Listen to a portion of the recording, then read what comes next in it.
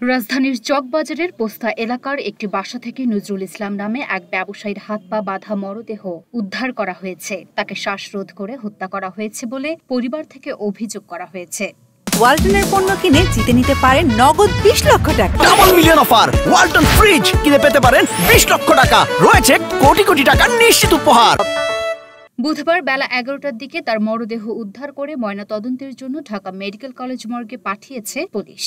তো 3 তারিখ দিবাগত রাত্রি 2টার সময় আমরা চকবাজার থানা পুলিশ সংবাদ পাই যে আমাদের থানার অধীনে পোস্তা এশিয়া টাওয়ারের 5 তলায় একজন ভাড়াটিয়া তিনি তার বাসায় খুন হয়েছেন। এই সংবাদের ভিত্তিতে আমরা ঘটনাস্থলে যাই এবং দেখি যে ভাড়াটিয়া নজরুল ইসলাম সাহেব হাত পা বাঁধা অবস্থায় এবং মুখে জখম এবং তাকে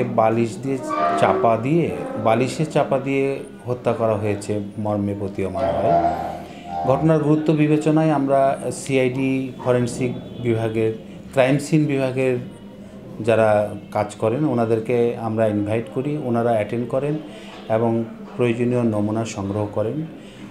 এরপরে আমরা লাশটি প্রকৃত ঘটনা মৃত্যুর উদ্ঘাটনের জন্য ময়নাতদন্তের জন্য ঢাকা মেডিকেল মর্গে প্রেরণ করি। বর্তমানে মামলার বিষয়টি প্রক্রিয়াধীন রয়েছে।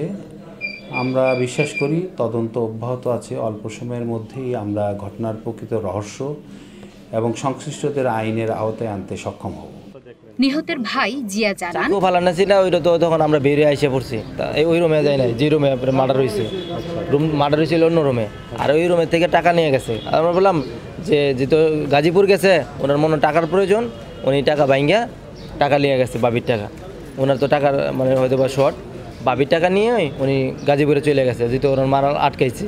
তো এই টাকা নিয়ে মনে ভাই নিয়ে গেছে।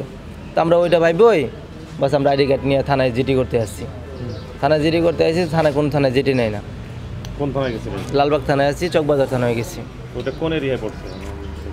ওটা পড়ছে লালবাগ চকবাজার থানা। আচ্ছা, পরে তো কোনো থানায় জিডি নয় না। তারপর আমরা বাসায় চলে গেছি, চলে গিয়ে নিচে গেছি, অনেকক্ষণ আলোচনা করলাম যে কি হইতে পারে, এরকম আলোচনা করে। তারপর আমি বলছি যে তোমার বন্ধুর লিয়া তুমি উপরে গিয়ে শুয়ে থাকো, নাহলে আমাদের লোকে চলো, তুমি একলা তো থাকতে পারবে না।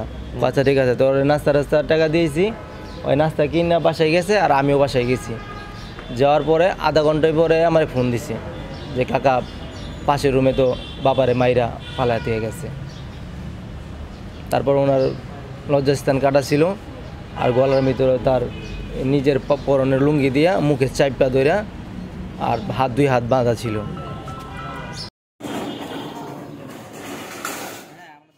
Luna Afroz, Nipa, Dhaka post.